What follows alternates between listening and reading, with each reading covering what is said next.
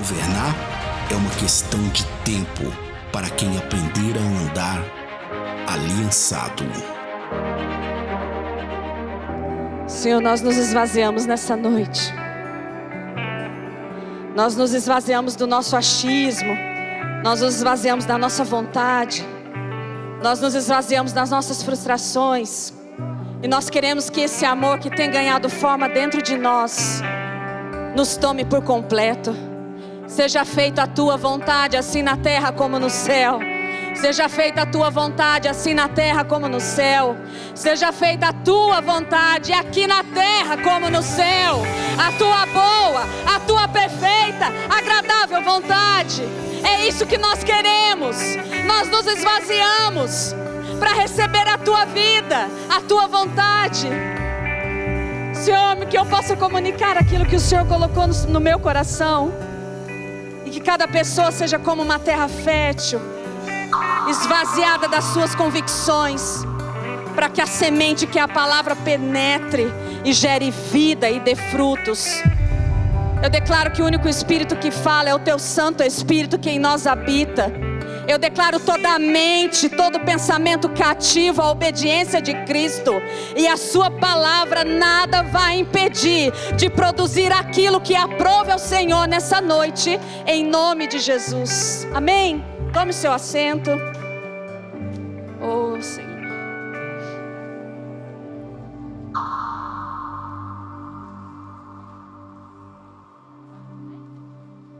Nós estamos vindo, igreja, de dias muito especiais. Acabamos de viver na quinta, sexta e sábado uma conferência profética, o grito de uma geração profética.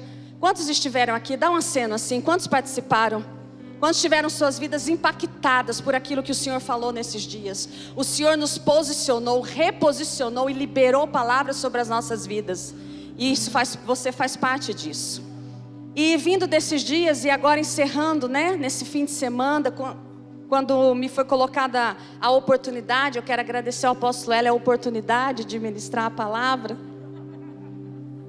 É uma honra ministrar a palavra, mas é um desafio, sabe por quê? Porque eu não tenho nada para falar para vocês, se não vier dele. E as pessoas que ocupam esse lugar falam a partir da sua própria vida. Então esse para mim é um lugar de honra, porque eu não tenho que ministrar uma teologia ou um conhecimento, mas que o Senhor me dê graça de ministrar a vida dele que em mim habita. Senão, irmão, não tem nenhum impacto sobre a sua vida. São só palavras ao vento. Amém? E por isso a honra a esse local. E eu honro meu pai, apóstolo Hélio, que insiste em me reposicionar e me posiciona. Glória a Deus pela sua vida, P. Mas Deus começou... você está rindo assim, né? Você está rindo, quem me conhece está rindo. Mas quando se faz o convite, vamos discipular? Vamos investir no FAP? Vamos fazer uma integração? Vamos para a rua evangelizar? Deus está te desafiando também. Deus está te posicionando. E qual é a sua resposta? Mas vamos deixar para depois, calma, vamos começar aqui. Deus começou a construir essa palavra a partir da reunião de ministério que ocorreu na semana passada e na ceia em que o apóstolo Cristiano pregou sobre a fé no sobrenatural. Quantos estavam aqui na ceia e ouviram essa palavra? E ele falava da fé no sobrenatural. A fé, e ele contava a partir de um caso, na vida dele, ele trouxe isso, de que um pai pede para orar pela sua filha que está doente, ele faz essa oração e ali faz aquilo meio que no automático. E aí passa-se um tempo, a mãe vem com a criança e fala: olha, apóstolo, ela está curada. E ele nem se lembrava daquela oração. E aquilo confrontou a ele, porque o Senhor começou a falar com ele. O poder do sobrenatural não é que não tenha fé, não é que não acredite, mas a gente começa a passar os processos e ir para cima e fazer a vontade de Deus e viver a vida dele, que algumas coisas vão entrando no automático. E assim foi naquela ocasião. E quando ele falava isso, aquilo caiu com um peso no meu espírito, porque eu estava nesse piloto automático em tantas situações. E vou explicar para vocês. Porque como o apóstolo disse, nos últimos 5 anos, assim como na vida dele, de tantos aqui, eu consigo olhar para tantas vidas, cada um com a sua história, nos 5, nos 10, nos 2, nos 3, uns que chegaram depois. Mas nos últimos anos, nessa casa, nós temos vivido um processo intenso, cada um de nós na sua vida. em que muitas coisas aconteceram. As coisas abaláveis foram abaladas. Quem aqui teve a sua vida e as coisas abaláveis abaladas? Muitos. Mas as coisas inabaláveis foram edificadas. E isso é um processo que nós temos vivido como corpo, individualmente e como corpo. E sabe, irmãos, quando você vai vivendo esse processo das coisas abaláveis serem abaladas, eu tomei a mesma decisão que o apóstolo Cristiano falou aqui. Eu fechei a guarda e falei: Senhor, eu vou para cima. Com cura ou sem cura, eu vou para cima. Bênção financeira ou sem bênção financeira, eu vou para cima. Com resposta ou sem resposta, eu vou para cima. O que é ir para cima? Eu vou ser e vou viver aquilo que o Senhor diz que eu sou e que meu chamado é viver. E eu fui para cima. E quando eu preparava essa palavra, o Senhor me trazia uma imagem. Eu olhava para o lado, e é aquele filme 300, sabe? Eu gosto daquele filme, eu gosto do contexto daquele filme, né? Quando já assistiram aqui aquele filme, tem bastante sangue, mas eu gosto do contexto. Mas eu olhava aqueles homens de guerra, né? E quando eu ia preparando essa palavra, eu olhava para o lado, e o Senhor ia me mostrando rostos, e o Senhor ia me mostrando vocês, ia mostrando pessoas com sangue nos olhos, que independente da circunstância, vamos para cima, vamos fazer o que Deus nos chamou a fazer, um exército alinhado, um exército que avança, porque ninguém constrói nada sozinho, nós somos um corpo. E o Senhor me trazia à memória vocês, e esse exército avançando. Mas um exército que fechou a guarda e simplesmente falou: nós vamos. Mas fato é que essa entrega, essa guarda fechada, ela gerou esse pensamento: o Senhor fazendo ou não, eu vou para cima. O Senhor curando ou não, eu vou para cima. Prosperando ou não, eu prossigo. A cena na minha mente é de um filme, como eu falei. E aí você pode falar assim: ué, pastora, mas isso não é bom? Sim, isso é bom. Mas isso é a fase 1. Para ser didática, porque eu sou professora e eu acho que Deus trata comigo assim, tenha paciência. Para ser didática, a fase 1, isso é muito bom. É aquela fé que você crê sem ver. É a fé que você crê a despeito da circunstância. É a fé que você crê contra a esperança. Nós conhecemos alguém que viveu essa fé, o pai da fé, o próprio Abraão, aquele que creu contra a esperança. Você conhece a história, eu não vou ler. O seu corpo adormecido, de idade avançada, e Deus traz: olha, de você sairá uma grande nação. A mulher dele já não tinha mais regras, não podia mais ter filho, e não havia tido filhos. E Deus libera essa promessa. Abraão creu contra toda a esperança. Porque às vezes, irmãos, nós cremos, ou talvez eu creia, e a situação está difícil, a situação está complicada, mas tem sempre assim uma margem, né? Não tem uma reservinha aqui. Não, esse plano B, ele está aqui, ó. Tá difícil, mas eu tenho um plano B. E a gente crê nisso, né? Mas Abraão não tinha plano B. Abraão só tinha uma palavra. A situação diante dele era de desesperança. De idade, sua esposa também, infértil. Ele tinha a palavra. E por isso que Abraão, como lá está em Romanos 4, 18 e 22, eu vou ler para você, se você quiser abrir. E a palavra diz que o qual em esperança creu contra a esperança, tanto que ele tornou-se pai de muitas nações, conforme o que fora dito: assim será a tua descendência. E não enfraquecendo na fé, ele não atentou ao seu próprio corpo já amortecido, pois já era de quase 100 anos, nem tampouco para o amortecimento do ventre de Sara, sua esposa. E não duvidou da promessa de Deus por incredulidade, mas foi fortificado na fé, dando glória a Deus e estando certíssimo de que o que ele tinha prometido também era poderoso para o fazer. E assim isso lhe foi imputado como justiça. Ele não duvidou, ele creu. O que você hoje precisa crer contra a esperança? O que da sua listinha, como a profeta Camila falou nesses dias? Inicia o ano com a lista, né? Número 1 da lista é emagrecer para todo mundo. Falei de manhã, é isso, não é? Número 1 da lista normalmente é esse. E aí a gente faz aquela lista, e a profeta Camila falava isso na conferência: a minha lista não tem nem o ticket, nem o tique. Foi tudo abalado. Foi tudo abalado. Deus levou para outro lado. Deus fez do jeito que Ele queria. Quantos aqui? Gente, vocês estão aqui? Quantos aqui, na sua listinha não tem tiques? Abraão não teve nenhum tique, não tinha esperança para nada. Ele apenas creu e não duvidou da promessa. Você pode não estar vendo nada, nem uma pequena nuvem, mas Deus requer de nós essa fé que você segue, você avança, porque você confia no Pai. Porque aquele que prometeu é fiel para cumprir. Esse é um nível de fé. O ano de 2020 foi um ano propício para isso. Para muitos, crer além do que os olhos veem, ouviram ou estão vendo. Seguir a despeito da circunstância, da doença, do Covid, do desemprego, da falência da empresa, de tantas vidas que se foram. Eu tive Covid, eu peguei o Covid, meu esposo pegou o Covid. É crer a despeito das circunstâncias. Mas o que essa fase pode gerar é a perda na fé do sobrenatural. Vou explicar.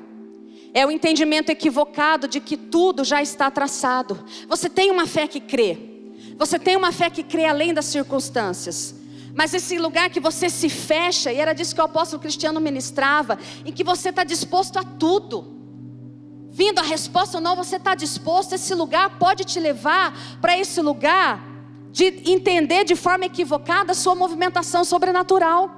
Porque afinal de contas, se Deus já determinou tudo, se a vontade dele é soberana, então seja feita a sua vontade, independente do que eu faça. Será que há alguma circunstância da sua vida, assim como na minha vida, em alguns momentos, nós pensamos assim? Seja feita a sua vontade, não é o que eu faça. Alguém já pensou assim? Alguém já se viu nessa situação? Não há o que fazer, seja feita a sua vontade. E é nisso que o Senhor quer ministrar nas nossas vidas nessa noite. A fase 2. Porque a oração, ela não termina em seja feita a sua vontade. Ela diz assim, ela continua e diz, seja feita a sua vontade, assim na terra como é no céu. É para ser feito aqui, assim na terra como é no céu.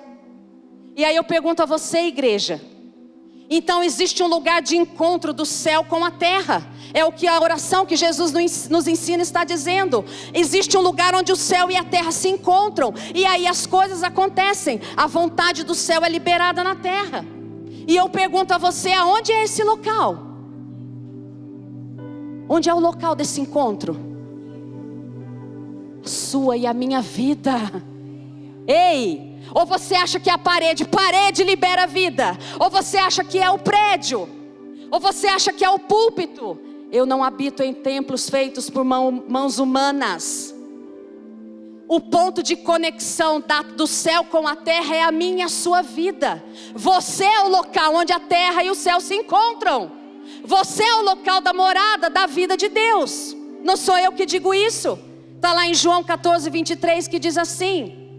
Jesus respondeu e disse-lhe, se alguém me ama, ei, você ama o Senhor? Ei, você ama o Senhor? Se alguém me ama, guardará a minha palavra.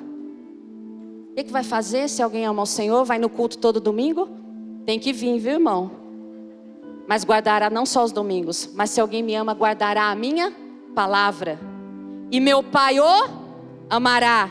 E viremos para Ele e faremos nele uma visita? Uma possessão temporária?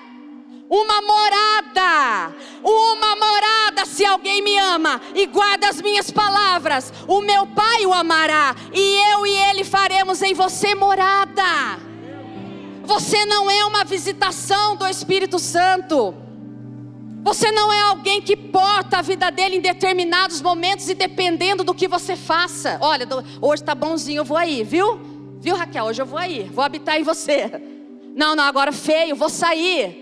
Ei, ele mora, ele habita. E você é esse local da habitação dele.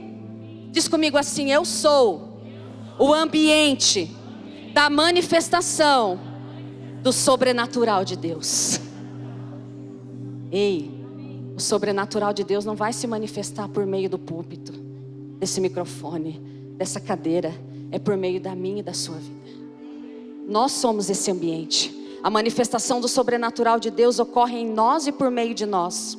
O Senhor me dizia que nós somos os portais taubatiano. Nós somos os portais pelos quais o poder sobrenatural de Deus toca a terra. Não, eu vou repetir isso. Você é um portal pelo qual o sobrenatural de Deus toca a terra. Qual é a terra que precisa ser tocada diante de você? Qual é a circunstância nesse ano que precisa ser tocada pela sua vida? E você está pedindo ao Senhor: Senhor, faz outra vez. E Ele disse na cruz: está consumado. Está sobre a sua vida, abre a sua boca e libera. O sobrenatural está na sua vida. E a manifestação dele cabe a nós. Para curar, para restaurar, para desfazer as obras do diabo. Por isso recebemos a plenitude e a autoridade. Mas quando nós vamos atravessando esses processos, esses que vão abalando tudo que é abalável, nós podemos perder a sensibilidade profética. E o Senhor nesses dias de conferência nos disse que renovava a nossa percepção profética, que aumentava a nossa percepção profética. Você é um ambiente espiritual. E aí, será que a nossa visão de futuro, será que a nossa... É um desafio, né, irmãos? A gente prega de manhã. É a primeira vez que é a minha primícia nisso. Pregar de manhã e pregar à tarde. Quantos estavam aqui de manhã? Misericórdia, viu? Pela sua vida, Deus abençoe. É crer e se mover no sobrenatural.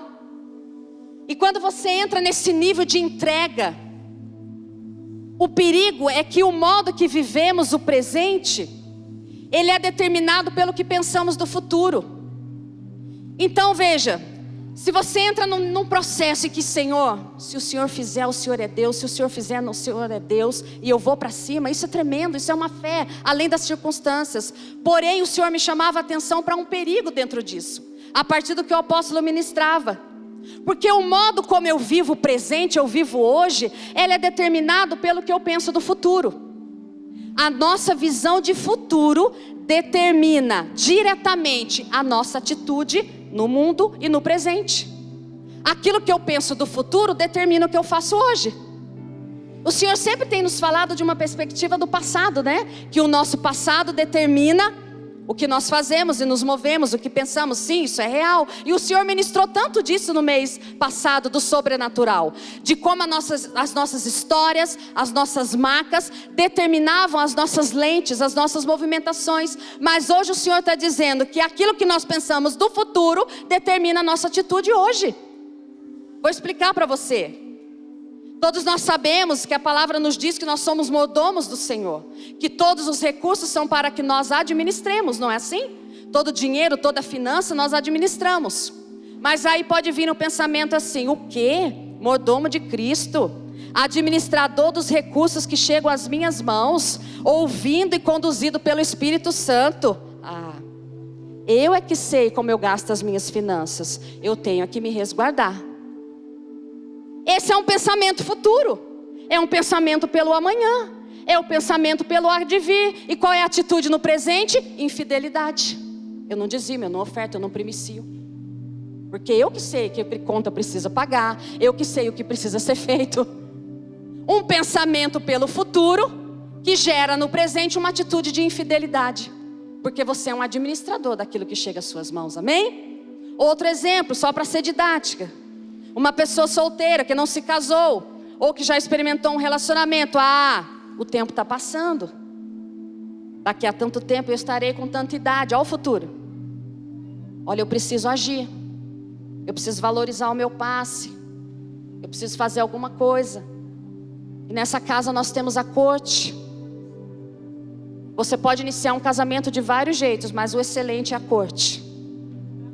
Quem não conhece a corte, depois nós apresentamos a você. E aí quando essa pessoa pode ter esses pensamentos a respeito do seu próprio futuro, qual a atitude dela? Corte de jeito nenhum, eu preciso agir. Então ela age no presente, baseado pelo temor do futuro. Vocês estão comigo aqui? E aí o Senhor me perguntava nessa madrugada, e eu pergunto a vocês, porque o negócio não é só comigo. Qual é a sua visão do futuro? Qual é, homem, a sua visão do futuro? Qual é a sua visão desses poucos dias que faltam para encerrar esse ano? Qual é a sua visão para 2021? Mulheres, qual é a sua visão para os últimos dias de dezembro? E qual é a sua visão para o ano que vem? O Senhor perguntava a mim, eu transmito a você essa pergunta: qual é a sua visão do futuro? É uma visão profética ou é uma visão fatídica? Você é protagonista ou você é o agente da passiva? Essa é boa. Quem aqui é professor de português? E o Senhor sempre usa dessas ilustrações. A misericórdia dele pela nossa vida é demais. E quando o Senhor me fazia essa pergunta e dizia: a sua visão é profética ou é fatídica? Ele me trouxe essa figura que todo mundo se lembra, do verbo, do agente da passiva. Eu tenho certeza, não é? Se eu fizer uma chamada oral, não vou fazer. Ai, que vontade. Não, vou deixar para Juliana. Lembra aquele verbo? O que é o verbo? O verbo é ação, não é? Falar, correr, andar, comer. São verbos maravilhosos. São verbos. Todo verbo, ele tem uma voz. O verbo indica a ação, mas o verbo tem uma voz. Professor de português aqui eu tremo, tá certo, né, professora? O verbo tem uma voz. E existe a voz ativa e a voz passiva. A voz ativa do verbo todo mundo conhece. Todo mundo vai praticar, por exemplo, quando sair daqui, uma voz ativa. Comer, você não vai falar: não, pratica essa ação por mim. Você vai comer ativamente, não é assim? Mas existe uma voz passiva. A voz passiva é aquela que espera a ação acontecer. É aquela que sofre a ação. Sabe aquela voz assim: ó céus, ó terra, ó noite, tudo comigo, tudo acontece comigo. É a voz ativa, é a voz passiva. Eu sou refém das circunstâncias. Eu sou refém da minha história. Eu só sofro as ações. Essa é a voz passiva. E no português tem até o agente da passiva. O Senhor me lembrava há 25 anos na minha monografia de direito, o agente da passiva. E o Senhor me dizia que muitos de nós estamos como os agentes da passiva, sofrendo as circunstâncias, sendo vítimas, sendo aprisionados. O agente da passiva fica parado, ele não age, porque as coisas simplesmente acontecem. Eu sou refém do destino. Eu sou refém do coronavírus. Eu sou refém da crise, do medo. Eu sou refém da minha história, das escolhas passadas. Eu sou refém do pecado que eu cometi. As coisas simplesmente acontecem. E o Senhor nos pergunta nessa noite: qual é a sua visão do futuro? Será que a nossa visão do futuro está contaminada pelo pensamento grego? Olha que coisa. E qual é esse pensamento grego, pastora? O pensamento que gerou essa cultura que permeia o ocidental, onde toda a cultura ocidental foi fundamentada nesse pensamento grego-romano, que fundamenta a nossa cultura. O pensamento grego ele é interessante em muitos aspectos, e nesse ele é interessantíssimo, porque ele diz assim: vai vendo se você se reconhece. O destino é geralmente concebido com uma sucessão inevitável de acontecimentos, relacionado a uma possível ordem cósmica. Portanto, segundo essa concepção, o destino conduz a vida de acordo com uma ordem natural, da qual nada que existe pode escapar. Então o pensamento grego, ele diz que o destino é um Deus e que ninguém pode escapar dele. Tem uma ordem cósmica, tem algo que estabelece e você não pode escapar dele.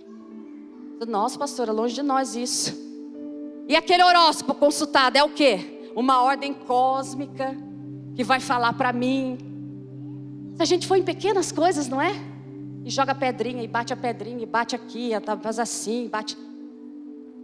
E a gente começa, se a gente for analisar na nossa vida, né? No passado, em algumas práticas, quantas coisas esse pensamento de forma sutil. Não, porque se eu olhar a estrela, e se a primeira estrela aparecer e eu fizer aquele pedido, só eu fiz isso um dia, né? Um pensamento de que o destino está traçado e que eu preciso acessar esse destino e não tenho nada para fazer, eu apenas vivo esse destino. O destino para os gregos era um Deus. E esse pensamento grego deu origem ao gnosticismo. Esse pensamento deu origem ao gnosticismo. E o que é o gnosticismo?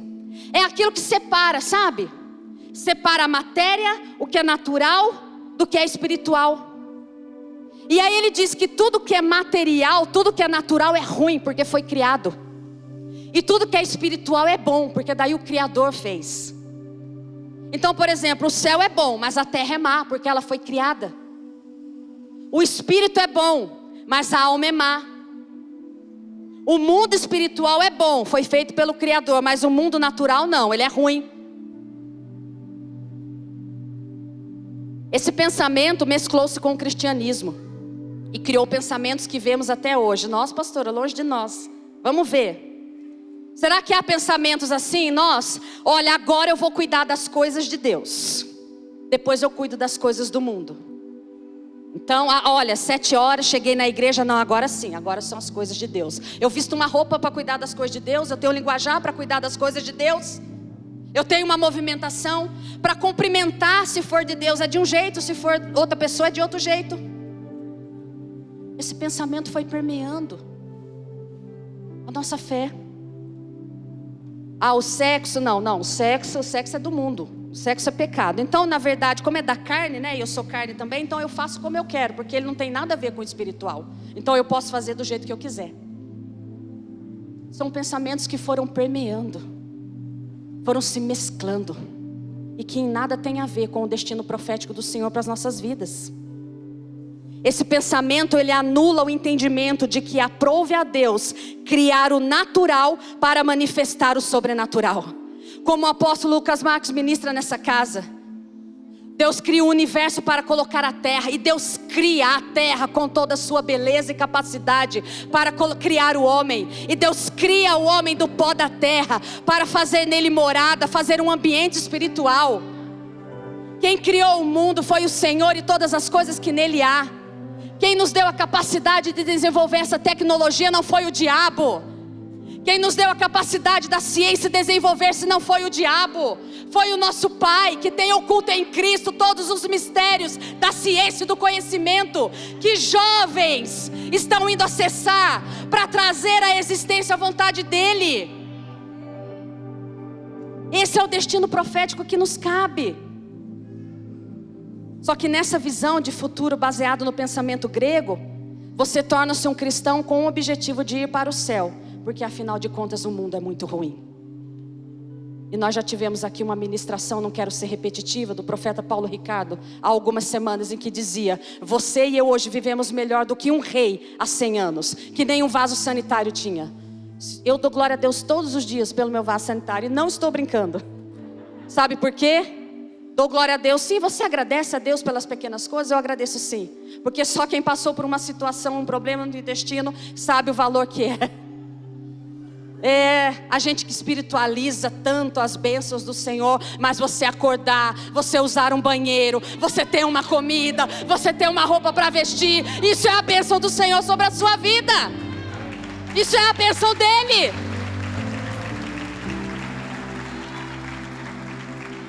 Quando eu estava nesse processo, logo que tive filho, o intestino muda, e eu fui àquele médico, e olhava aquelas pessoas, a pele esverdeada, amarelada, há tanto tempo sem conseguir simplesmente usar um banheiro. Como nós murmuramos, não é mesmo? Como nós murmuramos, como eu murmuro, isso é outra história. Não sei nem porque eu estou falando isso. Você torna-se cristão com o objetivo de ir para o céu, porque o mundo físico é ruim. O gnosticismo substituiu o destino profético, assim na terra como no céu, por uma visão escapista ou dualista. Ou eu quero escapar, ou eu tenho uma vida com Deus e uma vida no mundo. Qual é a sua visão do futuro? Porque assim como você enxerga o futuro, é o que você faz hoje no presente. Porque se você enxerga que Taubaté é uma terra de adoradores, você trabalha no presente para que ela seja. Porque se você enxerga que Taubaté é terra de adoradores, você não vai fazer no futuro, você faz hoje. Você faz pelo FAP. Você discipula, sabe por quê? Porque quando eu discipulo uma vida, quando eu discipulo a Juliana e cuido da vida dela, eu alcanço as gerações dela. Eu consigo ver os filhos dela. Eu toco a terra quando eu discipulo uma vida, quando eu evangelizo. Quando você crê nisso no futuro, você age hoje. Qual é a sua visão do futuro? O Senhor te pergunta nessa noite: você crê no destino profético ou você é refém do destino, do qual ninguém escapa? Portanto, não adianta se mover no sobrenatural. Ninguém escapa, está tudo traçado. Mas ele disse: eis que eu faço nova todas as coisas. Eu faço nova todas as coisas. E em João 18:36 respondeu Jesus: o meu reino não é desse mundo. Se o meu reino fosse desse mundo, pelejariam os meus servos para que eu não fosse entregue aos judeus. Mas agora o meu reino não é daqui. Disse-lhe, pois, Pilatos: logo tu és rei? Jesus respondeu: tu dizes que eu sou rei. Eu para isso nasci, e para isso eu vim ao mundo, a fim de dar testemunho da verdade. Todo aquele que é da verdade ouve a minha voz. E disse-lhe Pilatos: que é a verdade? Essa conversa é emblemática entre Pilatos e Jesus, o rei dos reis sendo julgado por aquele que já era condenado. O rei dos reis se sujeitando a ser julgado por aquele sistema condenado, que ele vinha trazer o juízo. E às vezes nós não queremos ser julgados por ninguém, né? No sentido de não me fale nenhuma palavra que me fira. E o rei dos reis estava ali, sendo julgado por aquele que seria sentenciado. Isso é uma outra história. O mundo ao que Jesus se refere não é esse mundo criado. Não é a terra que ele fez, os rios, os mares, o conhecimento e a ciência, não. Não são as artes, não são a mídia. Não são tudo aquilo que ele nos deu a capacidade de desenvolver. Não, o mundo que o Senhor está falando é um sistema de governo destituído de Deus. É o sistema que Adão disse: Pai, Deus, deixa que eu faça tudo sozinha comigo. E segue fazendo até hoje. Então ele foi para a mídia fazer separado de Deus. Ele foi produzir filmes separados de Deus. Ele foi fazer casamentos separados de Deus. Ele cria filhos separados de Deus. É desse sistema que Jesus está falando, de modo muito simples aqui. E sabe, esse sistema Pilatos não conhece. Ele só conhece o sistema do mundo. Sabe aquele sistema do poder, da ostentação, da guerra pelo poder e pelo status? Sabe aquele sistema do homem como centro? Esse Pilatos conhecia. Qual é o sistema que governa a sua vida? É aquele que você é o centro? Porque é esse sistema que Jesus falava: eu não sou desse, meu reino não é desse mundo. Se o reino que você tem estabelecido tem você como centro, desculpe, mas o reino dele não é desse sistema. O reino dele, ele é o centro, ele é a vida e tudo flui dele. E aí Pilatos pergunta, Jesus o confronta dizendo que veio dar testemunho de um reino da verdade. E Pilatos pergunta: o que é a verdade? Porque Jesus disse que todo aquele que é da verdade ouve a minha voz. Pilatos não era da verdade. Pilatos não era da verdade. Pilatos não podia ouvir a voz. Diga assim: mas eu posso ouvir a voz da verdade, porque ela habita em mim. Então eu posso ouvir o meu destino profético e ir em direção a ele. Pilatos não conhece esse sistema da verdade, que é o próprio Cristo. Jesus está dizendo que o seu reino não é edificado nesse sistema de governo do eu, mas do governo da verdade. E é por isso que ele diz em João 3,16: Deus amou o mundo de tal maneira que deu o seu Filho. Eu não vim para condenar o mundo, mas eu vim para que o mundo fosse salvo por Ele. Ele veio para te tirar desse sistema em que você é o centro, em que você é o seu mundo, e de trasladar para o mundo dele, em que Ele habita em você e faz nova todas as coisas. Ele veio para me arrancar e te arrancar desse sistema em que nós éramos escravos do pecado. E quando eu vinha para cá, um homem atravessou na minha frente, completamente bêbado, a pele avermelhada, inchada.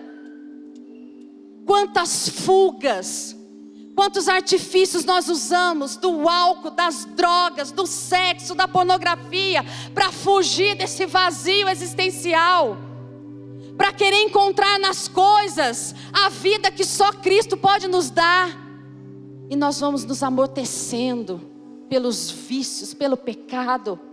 Ei, Ele morreu naquela cruz para te dar vida, para te dar um destino profético, para habitar em você e te libertar de toda e qualquer história e de todo temor pelo futuro, porque o futuro foi escrito por Ele, a seu favor. Qual é a sua visão de futuro? Em Lucas 4,16 diz assim: chegando a Nazaré, onde fora criado, entrou num dia de sábado, segundo o seu costume, na sinagoga. e levantou-se para ler. Foi-lhe dado o livro do profeta Isaías. Quando ele abriu o livro, achou o lugar em que estava escrito: o Espírito do Senhor é sobre mim, pois que me ungiu para evangelizar os pobres, enviou-me a curar os quebrantados de coração, a pregar a liberdade aos cativos e restauração da vista aos cegos, a pôr em liberdade os oprimidos, a anunciar o ano aceitável do Senhor. Fechando o livro, tornou a dar ao ministro, assentou-se, e os olhos de todos na sinagoga estavam fitos nele. Então começou a dizer: hoje se cumpriu essa escritura em vossos ouvidos. Ei, Jesus veio para dar liberdade, Jesus veio para dar vista aos cegos, Jesus veio para dar vida, e essa vida ela habita em você.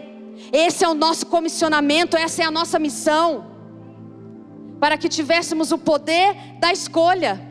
Nós somos feitos livres para que tivéssemos o poder da escolha. E aqui é o ponto dessa palavra. Aqui é onde o Senhor quer ministrar as nossas vidas de uma forma muito intensa. Nós não temos que trazer o pensamento grego de que tudo está traçado, de que o destino é o Deus e as coisas acontecem. O nosso Senhor tem sobre as nossas vidas um destino profético, escrito por Ele. Mas nós temos o poder da escolha de trazer à existência esse destino profético. O assim na terra como no céu. E aí você pode falar: como assim, pastora? Eu escolho o meu destino profético? Eu trago à existência o meu destino profético? Eu escolho? Sim, você escolhe. Pastora, peraí, eu não escolhi o coronavírus. Eu não escolhi de repente perder alguém por essa doença. Ou eu não escolhi ficar viúvo ou viúva. Eu não escolhi passar por um adultério, uma traição. Eu não escolhi passar por uma quebra financeira. Eu não escolhi tantas coisas que aconteceram, pastora. Sim, é verdade.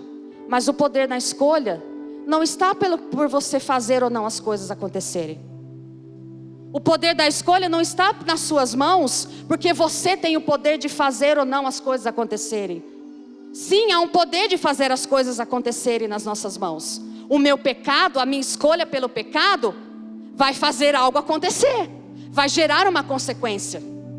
A minha escolha em desobedecer também vai gerar uma consequência. Por isso nessa noite eu te convido a uma reflexão antes de entrar naquilo que o Senhor quer falar. Você precisa discernir e perceber se o que você vive hoje é fruto dessa escolha. Porque se for, volte para o seu destino profético. Arrependa-se, siga adiante. Mas o Senhor quer ministrar daquelas circunstâncias das quais nós não temos controle. Sabe as coisas quando se abalam? Sabe aquilo que quando você olha perdeu o chão? Sabe aqueles lugares em que o próprio Jesus te coloca e você não tem como se movimentar? Será que só eu me senti assim às vezes? Convicta de estar no centro da vontade de Deus, para tão simplesmente ouvir a voz dEle e só agir no comando dEle. E como a gente gosta de ser o agente da ativa, né? Como a gente gosta de fazer. Que lugar difícil é essa ação de ficar parado e de escutar o comando da voz dEle. Não é um lugar difícil. Nos confronta.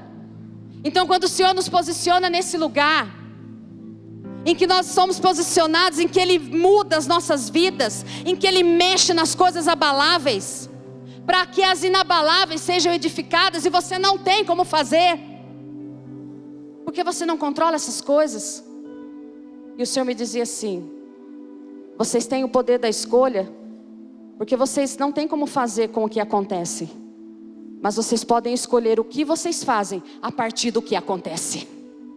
Vocês podem escolher o que vocês fazem a partir das coisas que acontecem. A partir de uma doença e uma notícia de doença. Eu posso não ter controle sobre aquela doença que se instala, mas eu tenho escolha sobre o que eu vou fazer com aquela doença que foi comunicada. Eu tenho controle se eu vou crer contra a esperança, se eu vou declarar cura, se eu vou orar, se eu vou determinar, ou se eu vou me abater. Eu tenho a escolha de trazer o destino profético de cura, de restauração sobre a minha casa, sobre a minha vida.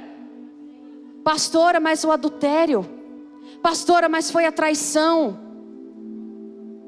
Isso você pode não ter escolhido, mas o que você vai fazer a partir disso é escolha sua.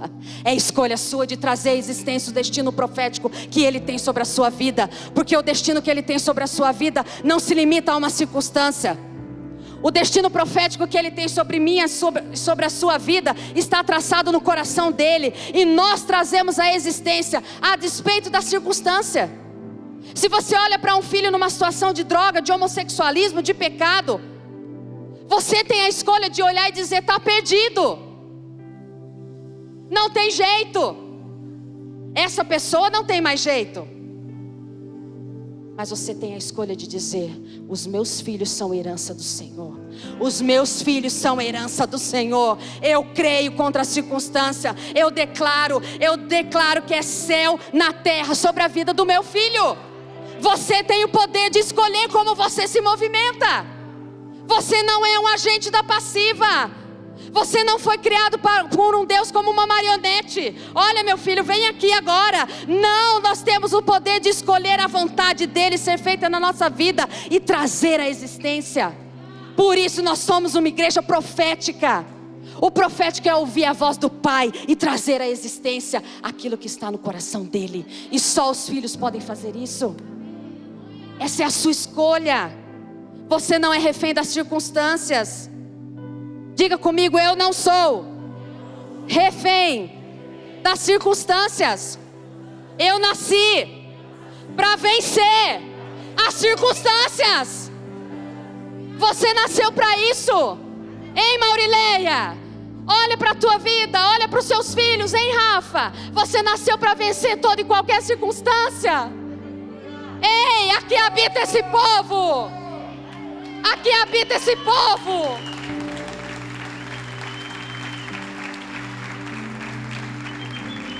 Você não nasceu para ser paralisado. Isso não é um discurso motivacional.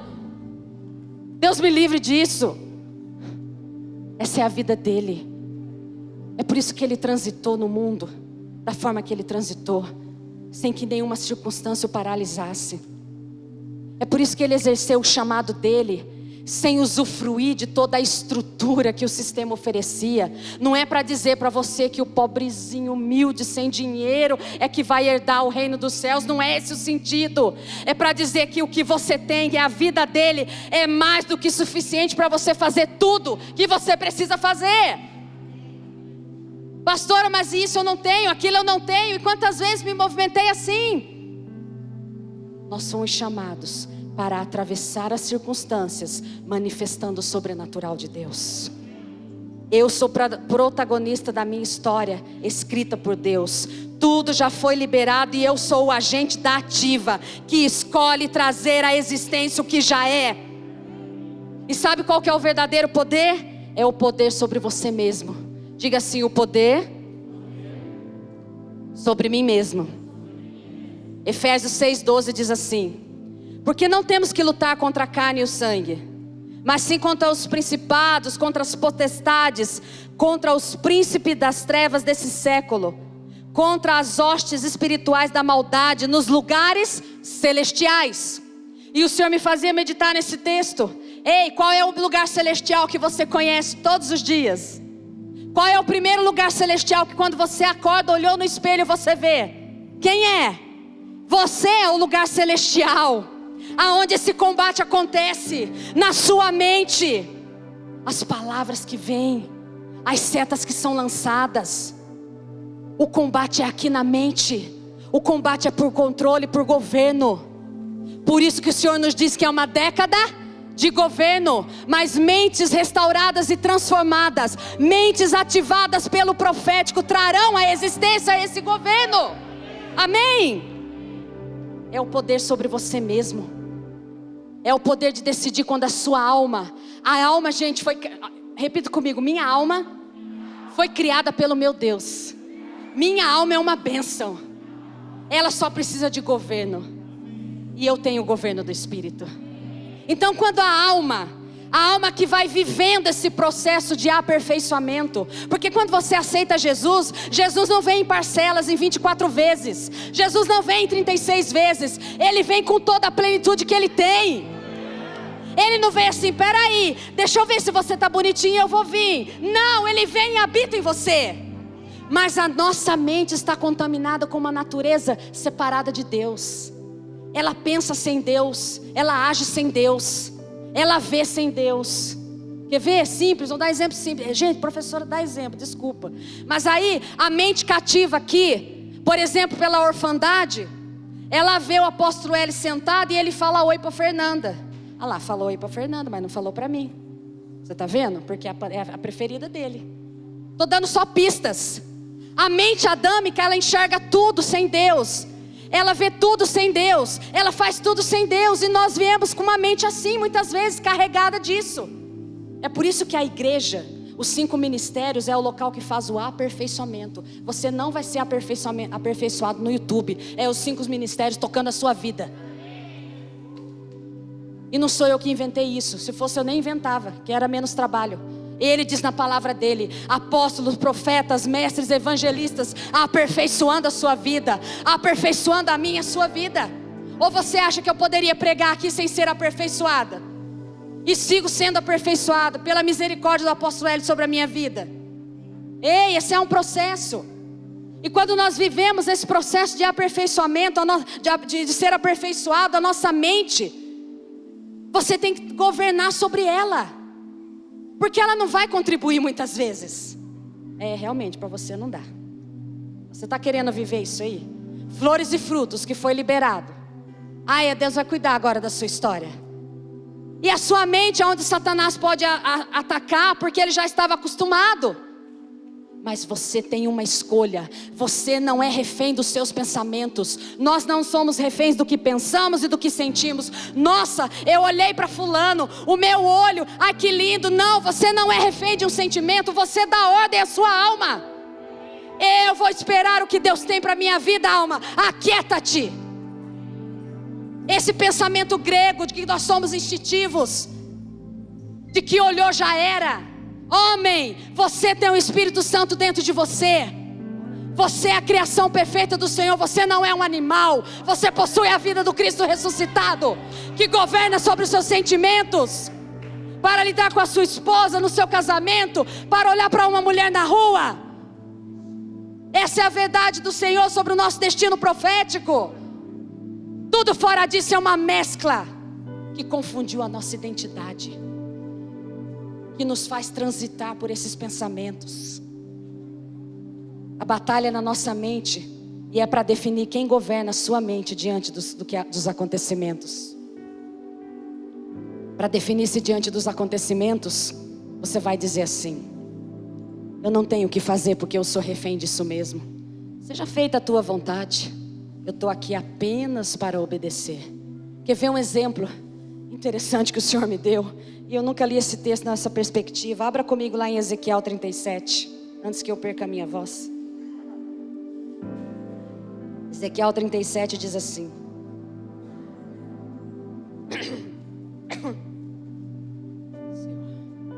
veio sobre mim a mão do Senhor, e Ele me fez sair no Espírito do Senhor, e me pôs no meio de um vale que estava cheio de ossos, e me fez passar em volta deles, e eis que eram muito numerosos sobre a face do vale, e eis que estavam sequíssimos.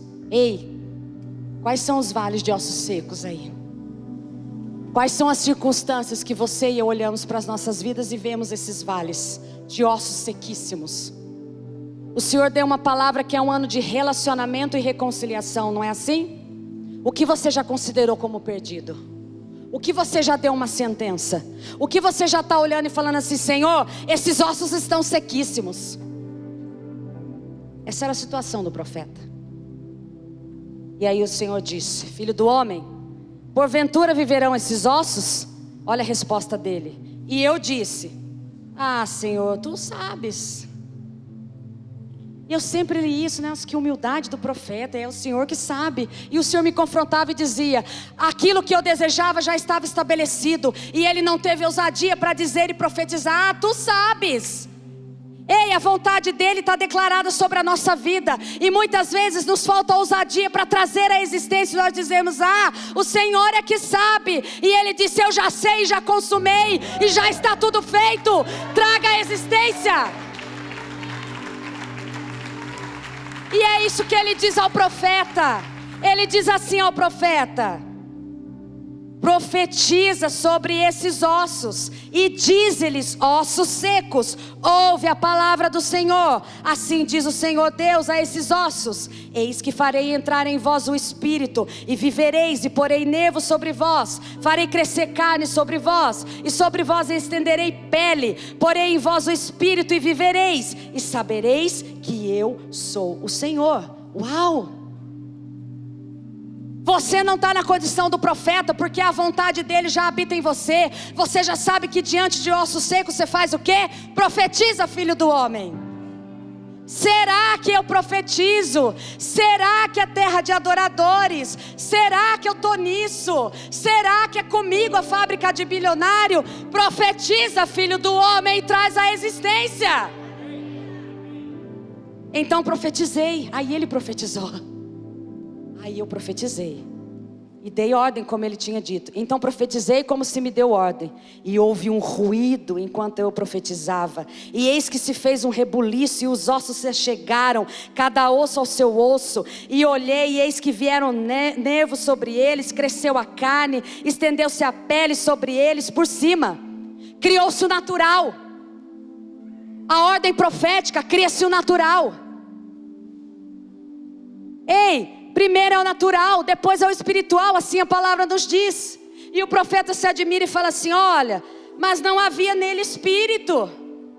E o Senhor, de forma muito indignada, me fazia ler: ei, profetiza ao espírito, profetiza, vamos lá, profetiza.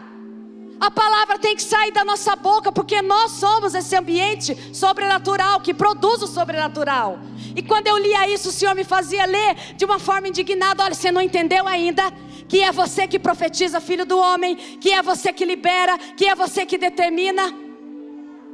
É isso. E aí vem o vento, vem dos quatro ventos o Espírito, e assopra sobre esses mortos para que vivam. E o Senhor me dizia: o vale é de ossos secos, o vale é das circunstâncias que eu e você podemos enfrentar. E nós perguntamos: podem viver? A resposta não é o tu sabes. A resposta é: abre a tua boca e traz à existência o teu destino profético. Abre a tua boca e declara aquilo que já está dito sobre as nossas vidas, por meio da palavra e do espírito da profecia. Coloque-se de pé, por favor.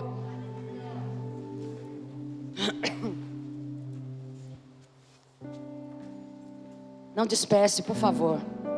E o Senhor me dizia assim: que nós damos ordem ao natural. Nós ordenamos ao natural. Essa palavra já foi ministrada aqui. Nós ordenamos o natural para receber o espiritual. Situações nas nossas vidas que estão desordenadas, naturalmente bagunçadas, nós precisamos ordenar o natural para ser a manifestação do espiritual. A ordem foi feita na cruz. A desordem se instalou na escolha de Adão. A desordem adentrou na natureza humana e na terra, mas Cristo veio ordenar todas as coisas. E quando Ele ordena a nossa condição e a nossa natureza, o espiritual vem habitar em nós. E esse é o meu e o seu chamado. Profetiza, filho do homem. Profetiza o teu destino profético. Nós não somos um povo fatídico. Nós somos um povo profético. Nós não somos agente da passiva. Nós somos o agente da ativa. Nós somos os protagonistas. Nós somos o que trazemos à existência a terra de adoradores. Dentro da minha casa, com os meus filhos, no meu bairro, na cidade, na faculdade. Nós somos os protagonistas. A igreja do Senhor é a protagonista que traz a resposta à terra. É ela que traz essa resposta. Ordenar o natural para receber o espiritual. Esses dias que nos faltam, ordene o natural. Pare de buscar coisas e busque o que você é. O Senhor disse que é para reconciliar. Ei, reconcilia. Usa do bálsamo que você recebeu. Usa do perdão que você recebeu, que de graça e pela graça lhe foi dado.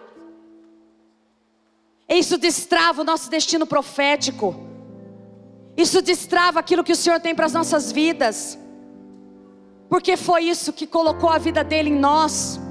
Foi por isso que ele morreu pelo meu e pelo seu pecado. Você foi perdoado por tudo, meu irmão. Isso não é uma autorização para que você peque, porque um amor constrangedor desse. As minhas filhas me amam porque eu cuido dela, mas me amar porque eu sou uma pecadora e se entregar por mim, que amor é esse? E por que você está retendo um amor que vai promover a reconciliação na sua família, na sua casa? E aí chega o Natal e não olha para a cara de um e não vê com outro, aquela coisa de família. Eu tenho família, eu sei como é. Reconciliação e relacionamento. Apenas destrave esse destino profético. Apenas seja a boca de Deus para essa terra. Apenas traga céu na terra. Deixa o direito de se auto-justificar. Deixa a sua imagem. Você não cantou aqui que você se esvaziou? Quem se esvazia se reconcilia. Quem se esvazia se reconcilia. Quem se esvazia entrega tudo.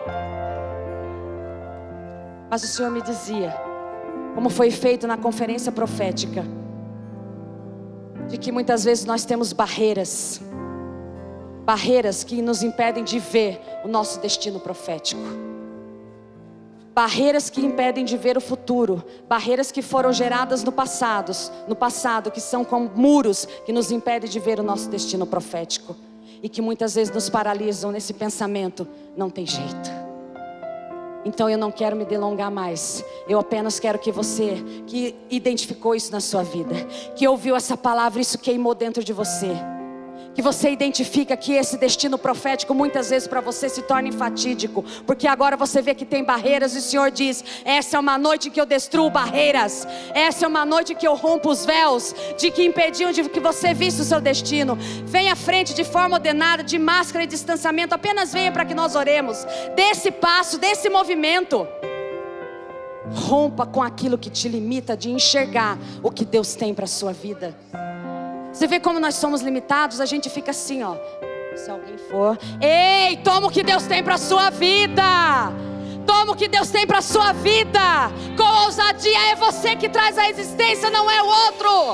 É você que decide. É você que traz a existência. Coloque a mão, feche os olhos, igreja. Coloque a mão sobre a sua cabeça. Senhor, o universo é sustentado pela tua voz.